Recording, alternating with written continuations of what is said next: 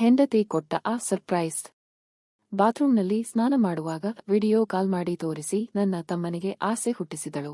ತಡೆದುಕೊಳ್ಳಲಾಗದೆ ಬಾತ್ರೂಂಗೆ ಹೋಗಿ ಕೈ ಕೆಲಸ ಮಾಡಿ ಮನೆಗೆ ಹೋದರೆ ಅವಳ ಸೌಂದರ್ಯ ನೋಡಿ ತಡೆದುಕೊಳ್ಳಲಾಗದೆ ಜೇನು ಹಾಕಿ ಒತ್ತಿ ಮಸಾಜ್ ಮಾಡಲು ಶುರು ಮಾಡಿದಳು.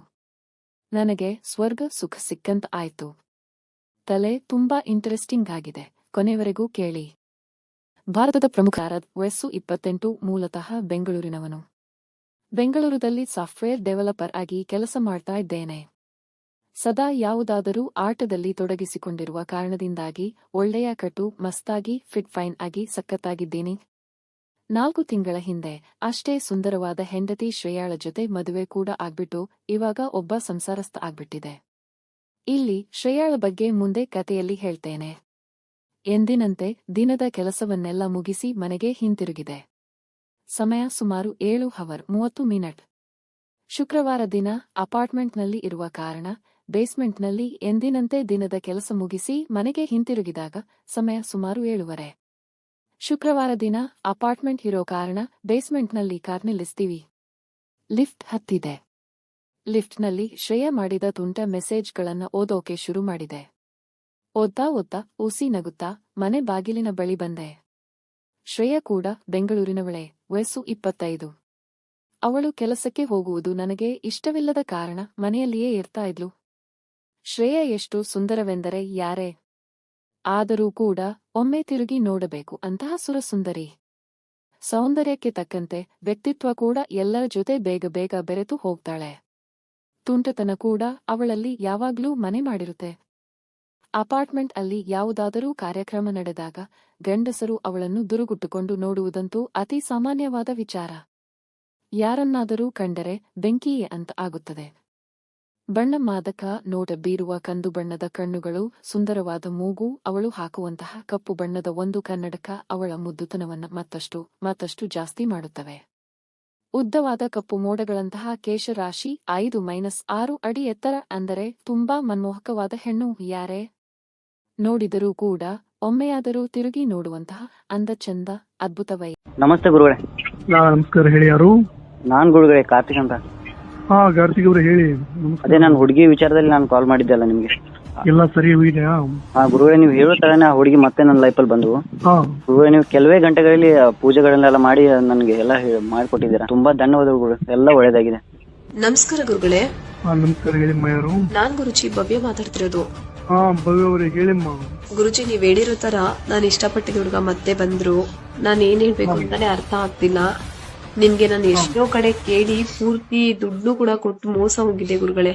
ಆದ್ರೆ ನಿಮ್ ಮೇಲ್ ಇಟ್ಕೊಂಡಿರೋ ನಂಬಿಕೆಗೋಸ್ಕರ ನಾನು ಪೂರ್ತಿ ದುಡ್ಡು ಬೇಡ ಅಂತ ನೀವ್ ಹೇಳಿದ್ರಿ ಅಂತ ಹೇಳ್ಬಿಟ್ಟು ನನ್ ಪೂಜೆಗೆ ಅಂತ ಅರ್ಧ ದುಡ್ಡು ಕೊಟ್ಟು ನೀವು ಪೂಜೆ ಕೂಡ ಮಾಡ್ಕೊಟ್ಟಿದ್ರಿ. ಅವಾಗ ನನ್ಗೆ ನಿಜಕ್ಕೂ ನಂಬಿಕೆ ಬಂತು. ಕೊನೆದಾಗ ಒಂದ್ಸರಿ ಪ್ರಯತ್ನ ಮಾಡಿ ನೋಡೋಣ ಅನ್ಕೊಂಡ್ ಬಂದೆ. ನೀವ್ ಹೇಳಿರೋ ಹಾಗೇನೆ 2 ದಿನದಲ್ಲಿ ಅವ್ನ್ ಮತ್ತೆ ಬಂದ ಗುರುಗಳೇ. ನಿಜಕ್ಕೂ ತುಂಬಾನೇ ಖುಷಿ ಆಯ್ತು. ತುಂಬಾ ಧನ್ಯವಾದಗಳು ಗುರುಗಳೇ ನಿಮ್ಗೆ.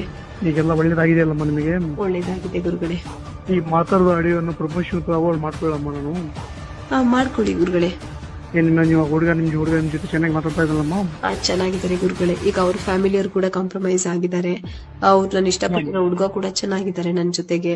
ರಾಯಿರ ಆಶೀರ್ವಾದ ಮತ್ತೆ ನಿಮ್ಮ ಆಶೀರ್ವಾದ ಸದಾ ನಮ್ಮ ಮೇಲಿರ್ಲಿ ಯಾವಾಗ್ಲೂ. ಯಾರ ಬಿಂಕು ಬೆನ್ನಾಣ ಎಲ್ಲವೂ ಅವಳಲ್ಲಿದೆ. ಶ್ರೇಯಾಳಿಗೆ ಸೀರೆ ಉಡುವುದೆಂದರೆ ಅಪಂಚಪ್ರಾಣ ಅಂತಾನೆ ಹೇಳ್ತೀನಿ.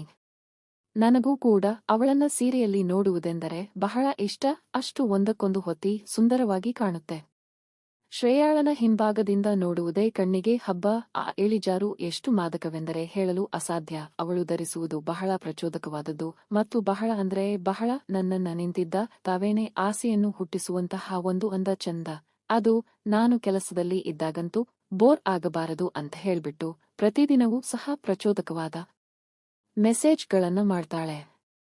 ಹೇಗೆಂದರೆ, ಇವತ್ತು ಮನೆಗೆ ಬೇಗ ಬರದಿದ್ದರೆ ಹಾಲ್ನಲ್ಲಿ ಮಲಗಬೇಕಾಗುತ್ತದೆ. ನೋಡೋಣ ಇವತ್ತು ರಾತ್ರಿ ನನ್ನ ಎಷ್ಟು ಹೊತ್ತು ಮಾಡ್ತೀಯ ಅಂತ. ಸೋ ನನ್ನ ಹಸಿದ ಇದನ್ನ ಸುರಿಸುತ್ತಾ ಕಾಯ್ತಾ ಇದ್ದೆ, ಬೇಗ ಬಂದು ಉಣಿಸಿ. ಅಷ್ಟೇ ಅಲ್ಲದೆ ಕೆಲವೊಮ್ಮೆ ಏನೂ ಇಲ್ಲದೆ ಸೆಲ್ಫಿನ ತೆಗೆದುಕೊಳ್ಳುತ್ತಿದ್ದೆ. ಸ್ನಾನ ಮಾಡುವಾಗ ವಿಡಿಯೋ ಕಾಲ್ ಕೂಡ ಮಾಡ್ತಾಳೆ. ನನಗೆ ತಡೆಯಲಾಗದೆ ಹೋಗಿ ಆಫೀಸ್ನ ಬಾತ್ರೂಂನಲ್ಲಿ ಹ್ಯಾಂಡ್ ವರ್ಕ್ ಮಾಡ್ಕೊಳ್ತಾ ಇದ್ದೆ. ಎಷ್ಟೊತ್ತಿಗೆ ಮನೆಗೆ ಹೋಗಿ ನನ್ನ ಕೆಲಸವನ್ನು ಮುಗಿಸಿ ಬಂದ್ಬಿಡ್ತೀನಿ ಅನ್ನೋಷ್ಟು ಟೆಂಪ್ಟ್ ಆಗ್ತಾ ಇತ್ತು. ಆ ಕ್ಷಣದಲ್ಲಿ ಎಷ್ಟೋ ಬಾರಿ ಆಫೀಸ್ನಲ್ಲಿ ಇದ್ದಾಗ ಬೇಕು ಅಂತ ನನ್ನ ಮನಸ್ಸನ್ನ ಕದಲಿಸೋಕೆ ವಿಡಿಯೋ ಕಾಲ್ಗಳನ್ನ ಮಾಡ್ತಾ ಇದ್ಲು. ಅದನ್ನ ನಾನು ಇಗ್ನೋರ್ ಮಾಡೋಕು ಆಗದೆ ಬಿಡೋಕೆ ಆಗದೆ ತಾನು ಹ್ಯಾಂಡ್ ವರ್ಕ್ ಮಾಡ್ಕೊಂಡು ನನಗೆ ತೋರಿಸ್ತಾ ಇದ್ಲು. ಮದುವೆಯಾದ 4 ತಿಂಗಳಲ್ಲಿ 1 ದಿನವೂ ಸಹ ತಪ್ಪದೇ ಮಾಡಿದ್ದೀವಿ. ಕೆಲವೊಮ್ಮೆ ದಿನಕ್ಕೆ 5ರಿಂದ 6 ಬಾರಿ ಕೂಡ ಒಮ್ಮೊಮ್ಮೆ ಆಗ್ಬಿಟ್ಟಿದೆ. ನಮಗೆ ಒಂದೊಮ್ಮೆ ನಾವೇನು ಮನುಷ್ಯರು ಇಲ್ಲ ಮಿಷಿನ್ಗಳು ಅನಿಸುವ ಮಟ್ಟಕ್ಕೆ ನಾವು ಎಂಜಾಯ್ ಮಾಡಿದ್ದೇವೆ. ಇಷ್ಟು ಸುಂದರ ಹೆಣ್ಣನ್ನು ನಾನು ಹೆಂಡತಿಯಾಗಿ ಪಡೆಯಲು ಅದೃಷ್ಟ ಮಾಡಿದ್ದೇನೆ. ಏನೋ ಅಂದು ಶ್ರೇಯ ಹೀಗೆ ಮೆಸೇಜ್ ಮಾಡಿದ್ಲು. ಇವತ್ತು ಬೇಗ ಬನ್ನಿ, ನಿಮಗೆ ಒಂದು ಸರ್ಪ್ರೈಸ್ ಕಾದಿದೆ. ನನಗೇನು ವಿಶೇಷ ಅನಿಸಿರಲಿಲ್ಲ, ಆದರೆ ನಡೆದದ್ದು ಬಹಳ ದಿನಗಳ ನೆನಪಿನಲ್ಲಿ ಉಳಿಯುವಂಥದ್ದು.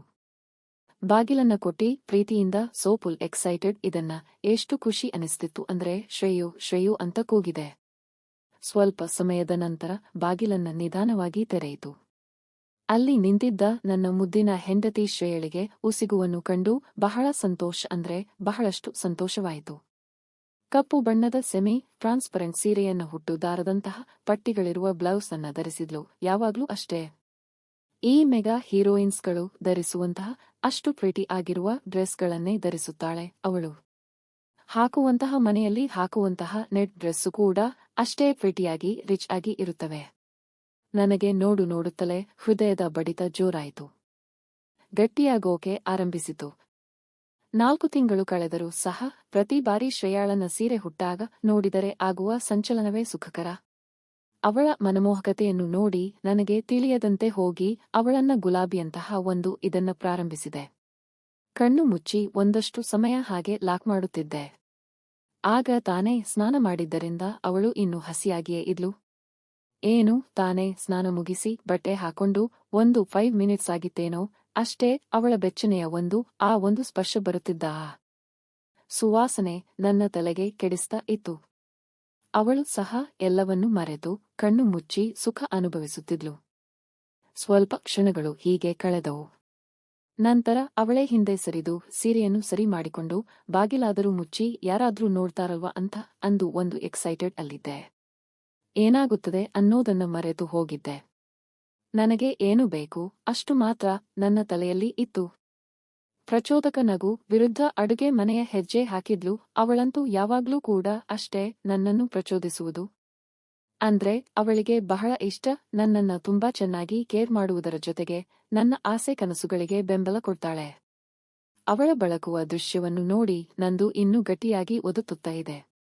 ಅಡುಗೆ ಮನೆಯಿಂದ ಮುಖ ತೊಳ್ಕೊಂಡು ಬಟ್ಟೆ ಬದಲಾಯಿಸಿ ಬನ್ನಿ ನಿಮಗೋಸ್ಕರ ಬಾದಾಮಿ ಹಾಲು ಮಾಡಿದ್ದೀನಿ ಅಂತ ಅಂದ್ಲು. ಸರಿ ಅಂತ ಹೇಳಿ ನಾನು ಮುಖ ತೊಳೆದು ಬಟ್ಟೆ ಬದಲಾಯಿಸಿ ಹಾಲಿಗೆ ಬಂದೆ.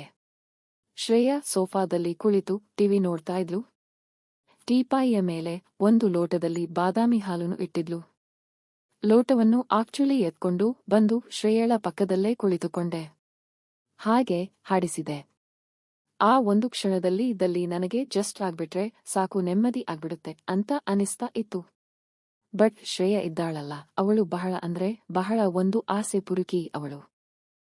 ಪ್ರತಿಯೊಂದನ್ನು ಕೂಡ ಎಂಜಾಯ್ ಮಾಡ್ತಾಳೆ, ನನ್ನ ಹಾಗೆ ಆಟ ಆಡಿಸುತ್ತಾಳೆ, ತುಂಬಾ ಎಕ್ಸೈಟೆಡ್ ಆಗಿರುತ್ತಾಳೆ. ಪ್ರತಿಯೊಂದಕ್ಕೂ ಕೂಡ ಅವಳಿಗೆ ಸಿಂಪಲ್ ವೇ ಇಷ್ಟ ಆಗಲ್ಲ.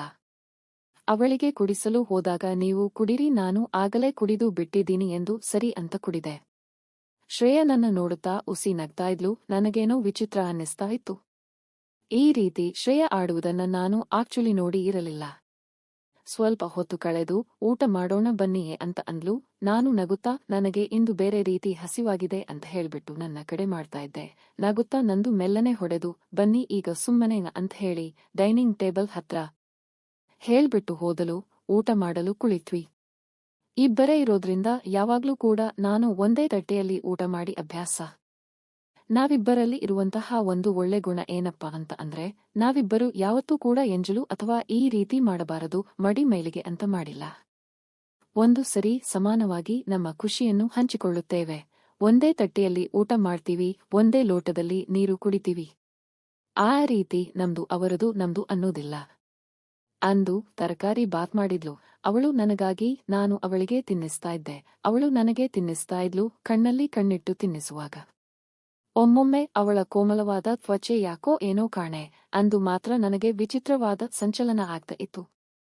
ಪದೇ ಪದೇ ಎದ್ದು ನಿಲ್ಲುತ್ತಿತ್ತು. ಫ್ಯಾನ್ ತಿರುಗುತ್ತಿದ್ದರೂ ಕೂಡ ಬಿಸಿ ಬಿಸಿ ನನ್ನ ಕಣ್ಣುಗಳು ಶ್ರೇಯಾಳನ್ನು ಬಿಟ್ಟು ಬೇರೆ ಕಡೆ ನೋಡಲು ತಿರಸ್ಕಾರ ಮಾಡ್ತಾ ಇದ್ದಾವೆ. ಉಜ್ಜಾಡುವ ಕನಸು ಕಾಣ್ತಾ ಇದ್ದಾವೆ. ಊಟ ಮಾಡ್ತಾ ಇದ್ದೆ. ರಾತ್ರಿಯೆಲ್ಲ ಶ್ರೇಯಳನ್ನು ಯಾವ ರೀತಿ ಮಾಡಬೇಕು ಅಂತ ಯೋಚಿಸುತ್ತಿದ್ದೆ. ಅಲ್ಲಿ ಕಲ್ಲಿನಂತೆ ಆಗಿತ್ತು. ಶ್ರೇಯ ಇದನ್ನೆಲ್ಲ ನೋಡಿ ತುಂಟತನದ ಹುಸಿ ನಗುವನ್ನು ನಗ್ತಾ ಇದ್ದಳು. ನನಗೆ ಇನ್ನೂ ತಡೆಯೋಕೆ ಸಾಧ್ಯವೇ ಇಲ್ಲ ಅನ್ನೋ ಮಟ್ಟಕ್ಕೆ ಹೋಗ್ಬಿಡ್ತು. ನನ್ನ ಆಸೆ ಏನಾದರೂ ಆಗ್ಬಿಡಲಿ. ಕೊನೆಗೆ ನನ್ನ ಆಸೆಯನ್ನು ತೀರಿಸಿಕೊಂಡು ಬಿಡಬೇಕು, ಹಾಕ್ಬಿಡಬೇಕು ಅನ್ನೋ ಮಟ್ಟಕ್ಕೆ ಹೋದೆ. ಅವಳ ಕಣ್ಣಲ್ಲಿ ಕಣ್ಣಿಟ್ಟು ಕುರ್ಚಿಯಿಂದ ಮೇಲೆ ಎದ್ದೆ. ಅವಳನ್ನ ಎರಡನ್ನೂ ಗಟ್ಟಿಯಾಗಿ ಹಿಡಿದು ಕುರ್ಚಿಯಿಂದ ರಭಸವಾಗಿ ಎತ್ತಿದೆ, ಗೋಡೆಗೆ ಹೊರಗಿಸಿ. ಹುಚ್ಚನ ರೀತಿ ಶ್ರೇಯ ಕೂಡ ಕಣ್ಣು ಮುಚ್ಚಿ ಸುಖ ಅನುಭವಿಸುತ್ತಿದ್ದಾಳೆ. ಖರ್ಚಗುಳಿ ಹಿಟ್ಟಂತೆ ಆಗ್ತಿತ್ತು. ಒಂದು ಕ್ಷಣ ಹಿಂದೆ ಸರಿದು ಸಮಯದಿಂದ ಸಮಯಕ್ಕೆ ಸುಖದಿಂದ ಅದು ಹಾಕೋಬೇಕು ಅಂತ ಮಾತ್ರ ಆಗಿರಲಿಲ್ಲ. ಅವಳ ಹಾವಭಾವ ಅಂದ ಚಂದ ನೋಡಿ ಚೆನ್ನಾಗಿ ಸುಖ ಅನುಭವಿಸುತ್ತಿದ್ದಾಳೆ ಅಂತ ಅನಿಸ್ತಾ ಇತ್ತು. ಇಷ್ಟು ದಿನಗಳಲ್ಲಿ ಒಂದು ದಿನವೂ ಸಹ ಈ ರೀತಿ ಆಕ್ಚುಲಿ ನಮಗೆ ಅನಿಸಿರಲಿಲ್ಲ. ಇವತ್ತು ಮಾತ್ರ ತುಂಬಾ ಸ್ಪೆಷಲ್, ತುಂಬಾ ಎಕ್ಸೈಟೆಡ್ ಆಗಿದ್ದೀವಿ. ಅಂದು ಶ್ರೀ ಸುಖದಿಂದ ಕಿರುಚಿ ಅಳುವಷ್ಟು ಜೋರಾಗಿ ಅವಳಿಗೆ ಸುಖ ಅನಿಸ್ತಾ ಇತ್ತು ಅಂತ ನನಗೆ ಅನ್ನಿಸ್ತು. ಅವಳ ಮುಖಭಾವ ಆಗಿರಬಹುದು, ಅವಳ ಒಂದು ವಾಯ್ಸ್ ಆಗಿರಬಹುದು, ಎಲ್ಲವೂ ಕೂಡ ಅತಿಯಾಗಿ ಇತ್ತು. ನನಗೆ ಅವಳು ಕೊಡ್ತಿದ್ದ ಸ್ಪೋರ್ಟಿಗೆ, ನನ್ನಲ್ಲಿ ಆಗ್ತಿದ್ದ ಹಾಸೆಗೆ ನಾನು ಒಳೆಯನ್ನೇ ಹರಿಸಬೇಕು ಅನ್ನಿಸ್ತಾ ಇತ್ತು. ವಿಚಿತ್ರ ಅನಿಸಿದರೂ ಸುಖಮಯವಾಗಿ ಇತ್ತು. ಮತ್ತೆ ಸಮಯ ವ್ಯರ್ಥ ಮಾಡಲಿಲ್ಲ. ಬೆಡ್ರೂಮ್ಗೆ ಎಳೆದುಕೊಂಡು ಹೋಗಿ ಮಂಚದ ಮೇಲೆ ತಳ್ಬಿಟ್ಟೆ. ನನ್ನ ಈ ವಿಚಿತ್ರ ವರ್ತನೆಯನ್ನ ಆಗ ನೆನೆಸಿಕೊಂಡರೆ ನಿಜವಾಗ್ಲೂ ನನಗೆ ಟೆನ್ಷನ್ ಆಗ್ತಿತ್ತು. ನನ್ನ ಹೆಂಡತಿಯನ್ನು ನಾನು ಈ ರೀತಿಯೆಲ್ಲ ಮಾಡೋದನ್ನ ಅಂತ ಹಾಸಿಗೆಯಲ್ಲೇ ಬಿದ್ದು ಮಾದಕವಾಗಿ ನೋಡ್ತಾ ಇದ್ಲು. ಅವಳು ಕೂಡ ಸ್ವಲ್ಪ ಮಟ್ಟಿಗೆ ತೃಪ್ತಿಯಪಡಿಸಿದ್ದೆ ತಡ. ಆದರೆ ಇನ್ನೂ ಸಮಯ ವ್ಯರ್ಥ ಮಾಡಕ್ಕೆ ಹೋಗಲಿಲ್ಲ. ಆದರೆ ಇಬ್ಬರೂ ಕೂಡ ಕಣ್ಣು ಮುಚ್ಚಿ ಸುಖದಿಂದ ನರಳುತ್ತಾ ಇದ್ದೀವಿ. ಏನೋ ಇಬ್ಬರಿಗೂ ಕೂಡ ಆನಂದ, ಸ್ವರ್ಗ ಸುಖ ಒಮ್ಮೆ ಸಿಕ್ಕಂತಾಗಿತ್ತು.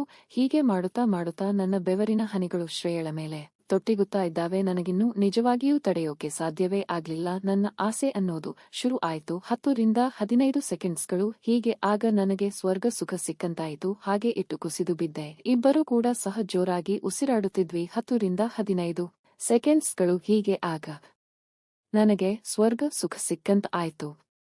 ಹಾಗೆ ಇಟ್ಟು ಕುಸಿದು ಬಿದ್ದೆ. ಇಬ್ಬರೂ ಸಹ ಜೋರಾಗಿ ಉಸಿರಾಡ್ತಾ 1-2 ನಿಮಿಷಗಳ ಆ ಸುಖವನ್ನ ಅನುಭವಿಸಿದಾಗ ಕಣ್ಮುಚ್ಚಿ ಸ್ವರ್ಗ ಸುಖವನ್ನೇ ಪಡಿತಾ ಇದ್ವಿ. ಇದರಲ್ಲಿ ಸರ್ಪ್ರೈಸ್ ಏನಂತ ಯೋಚಿಸುತ್ತಾ ಇದ್ದೀರಾ? ಈಗ ಕೇಳಿ. ಅಷ್ಟು ಹೊತ್ತು ಅನ್ನೋದು ಇನ್ನೂ ಗಟ್ಟಿಯಾಗಿ ಇತ್ತಲ್ವಾ? ಆ ಒಂದು ಸಮಯದಲ್ಲಿ ಎಷ್ಟು ವಿಚಿತ್ರವಾದ ಅನುಭವ ಆಗ್ತಿತ್ತು ಅಂದ್ರೆ ನನಗೆ ಇನ್ನು ಮುಂದೆ ನಾರ್ಮಲ್ ಸ್ಟೇಜ್ಗೆ ಬರಲ್ವೇನೋ ಅನ್ನೋಷ್ಟು ಮಟ್ಟಕ್ಕೆ ನನಗೆ ಒಂದು ಇದಾಗಿತ್ತು, ಗಟ್ಟಿಯಾಗಿತ್ತು. ಯಾಕಂದ್ರೆ ಒಂದು ಬಾರಿ ಮೇಲೆ ಸಾಮಾನ್ಯವಾಗಿ ನಿಲ್ಲೋಕೆ ಅಷ್ಟೇ ಸಮಯ. ಇನ್ನೊಂದು ಟೈಮ್ ತಗೋಬೇಕಂದ್ರೆ ನಿಲ್ಲೋಕೆ ಒಂದು 10 ನಿಮಿಷಗಳಾದರೂ ಮಿನಿಮಮ್ ಬೇಕಾಗುತ್ತೆ. ಆಗ ನನಗೆ ಅನುಮಾನ ಬರ್ತಿತ್ತು. ಶ್ರೇಯ ಇದನ್ನ ನೋಡುತ್ತಾ ತುಂಟತನದ ನಗು ಬೀರ್ತಾ ಇತ್ತು. ನನಗೇನು ವಿಚಿತ್ರ ಅನ್ನಿಸ್ತಾ ಇತ್ತು. ನನಗೆ ಅರ್ಥ ಆಗ್ತಿರ್ಲಿಲ್ಲ ಯಾಕೆ ನಗ್ತಾ ಇದ್ದಾಳೆ ಅಂತ. ಅವಳು ನಗುತ್ತಾ ಡ್ರಾಯರ್ ಹೇಳಿರಿ ಎಂದು ಹೇಳೋದು ನೋಡಿದ್ರೆ ಮಾತ್ರೆಗಳಿರುವ ಒಂದು ಚಿಕ್ಕ ಡಬ್ಬಿ ಇತ್ತು. ನನಗಾಗ ತಿಳಿತು ಶ್ರೇಯ ಒಂದು ಬಾದಾಮಿ ಮಾತ್ರೆಯನ್ನ ನನಗೆ ಹೇಳದಂತೆ ಬೆರೆಸಿದ್ಲು ಅಂತ. ಓಹೋ, ಈ ಮಾತ್ರೆಯ ಪ್ರಭಾವ. ಇದನ್ನೆಲ್ಲ ನೋಡಿ ನನಗೆ ತಿಳಿಯಿತು ಶ್ರೇಯಾಳಿಗೆ ಒಂದು ಆಸೆ ಎಷ್ಟು ಇದೆ, ಎಷ್ಟರ ಮಟ್ಟಿಗಿದೆ ಅಂತ. ಸುಸ್ತಾಗಿದ್ದರು.